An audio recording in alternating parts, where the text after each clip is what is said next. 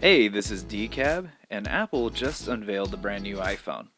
Well, actually, 3 brand new iPhones and an Apple Watch. Let's jump in. With the Apple Watch Series 4, they're now at 40mm and 44mm, so they got a little bit bigger, more screen to body ratio, faster processor, better water rating. But realistically, the Series 3 is still the best bet, especially at the price point of $279. So they came out with the new iPhone, the iPhone XS. They also came out with a bigger version, the iPhone XS Max. They said Plus wasn't quite big enough to suit the screen size that they're given here. So with the iPhone X, it had a 5.8-inch display.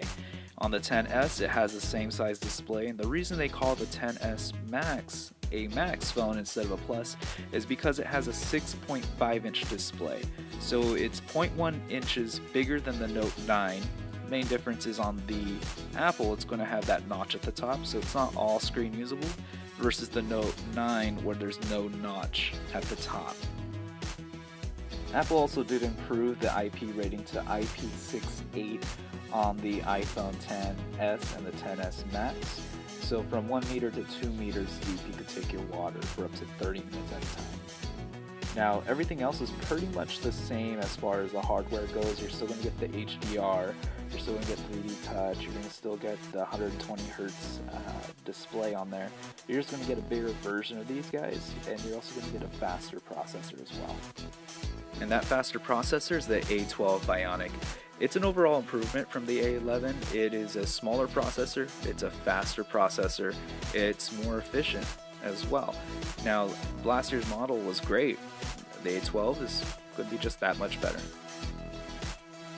On the iPhone XS and the iPhone XS Max, it does have the same exact camera as the iPhone X from last year. They did add a better flash on there, so the flash will be a little bit better, but what they really did do was add some new software features in there. Smart HDR and a new bokeh tool. So Apple improved HDR with what they call Smart HDR. How regular HDR works is you hit your shutter, it takes a few different exposures, it merges those exposures together to get you a really great looking photo. Apple's algorithm is just going to take more of those photos to get you better highlight detail, and it's also going to give you better shadow detail with their photos. Now, one of the features I'm really excited to see is the ability to change the bokeh after you've taken the photo. Their photo app now allows you to change the f-stop on the photo that you've taken in portrait mode. This allows you to give that blur on the background, the bokeh effect, a different look, depending on what you're aiming for. So this is something that Samsung has been doing with their Note series and their S series for a while now. It's just nice to see that Apple's doing the same thing as well. It really does add a lot more customization, a lot more ability to work with those photos post-edit. Now, they did add the ability to use 2 SIM cards in the same phone, which is really nice. In the US and everywhere else, you're going to have an eSIM, which is used on their iPads and their Apple Watches. In China, you'll have 2 SIM cards in the same slot. This is going to be good for those travelers that use the iPhone X. With Apple, they usually stick to the rule of threes. 3 main hardware features that they change on each iteration of their phone. In this case, they added a bigger display, a new processor, and the ability for dual SIM. Everything else is really just software enhancements from the previous model. Now, the most exciting product today, in my opinion, is going to be the iPhone XR. With the iPhone XR, it's basically an iPhone 5C meets an iPhone 8 that meets an iPhone X. Now, it's going to have a single camera just like the iPhone 8. It's going to be sandwiched between 2 pieces of glass as well. It's also going to have a screen that looks like the iPhone X, but it's LCD, not AMOLED. And it's going to come in 5 different colors like the iPhone 5C did when it was released a few years back. Now, why is this exciting is because it has the same A12 Bionic chip that the new phones have, so it's going to be just as powerful internally. It's just going to have a different display and a different camera on it. And that different camera is actually the same camera as the iPhone 8. It's going to have the same front end camera as the iPhone X, the same camera as the iPhone 8 on the back, And then it's also going to have the same features as the iPhone X on this camera as well, where you could change the bokeh after you've taken the photo, and it's going to have that smart HDR feature as well. On top of that, it's going to have excellent battery life because it's going to be better than the iPhone 8 Plus. Not the 8, but the 8 Plus. For the iPhone XR, this is really an amazing device in my opinion. This is really the iPhone 8s. Keeping to Apple's rule of threes, they changed 3 things from the 8 to this model. It's a faster processor, the display is adapted from the iPhone X, and it has the same front-end camera as the iPhone X. These are things that were not on the iPhone 8, and again, they call this the iPhone XR.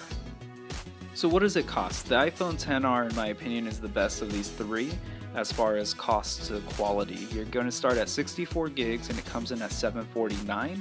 That's a really competitive price point for a new device that has all the same things as the iPhone X that starts at $1,000. The iPhone XS starts at 64 gigs at a price point of $999, $1,000 pretty much. It does come in 64, 256, and 512 gigs, while the iPhone XS Max with a bigger display has the same memory sizes and starts at $1,099. So that is a lot of money right there, but we'll dive into the cost of those guys in just a moment, because Apple did rearrange their pricing structure with their iPhones. Their iPhone 7 now starts at $449, the iPhone 8 at $599, the iPhone XR $749, iPhone XS $999, and the XS Max at $1,099. They have a lot of good price points here except for the latter two, because you're getting 512 gigs on their biggest iPhone for $1,449. That's a lot of money right there. So let's recap the pricing on the iPhone XR. It's $749 for 64 gigs of memory, $799 for 128 gigs, and $899 for 250 gigs of memory. Again, that's the iPhone XR. Now the iPhone XS series starts at $999 for 64 gigs of memory, $1,149 for 256 gigs, and $1,349 for 512 gigs. Now the iPhone XS Max, that starts at $1,099 for 64 gigs, then it goes to $1,249 for 256 gigs, and it goes to $1,449 for 512 gigs. That's a lot of money right there. Now, considering that this is their bigger phone, it has a 0.1 inch display difference from the Galaxy Note 9. It's also $200 more for the same amount of memory. And I'm not sure if the iPhone XS Max is going to be worth $200 more for what the Note 9 has to offer. However, that's its main competition, and good luck with your buying. But honestly, I think the iPhone XR is really the best bet out of all these phones that were unveiled today. Tell me what you think. Please like, subscribe, and comment. Have a good day.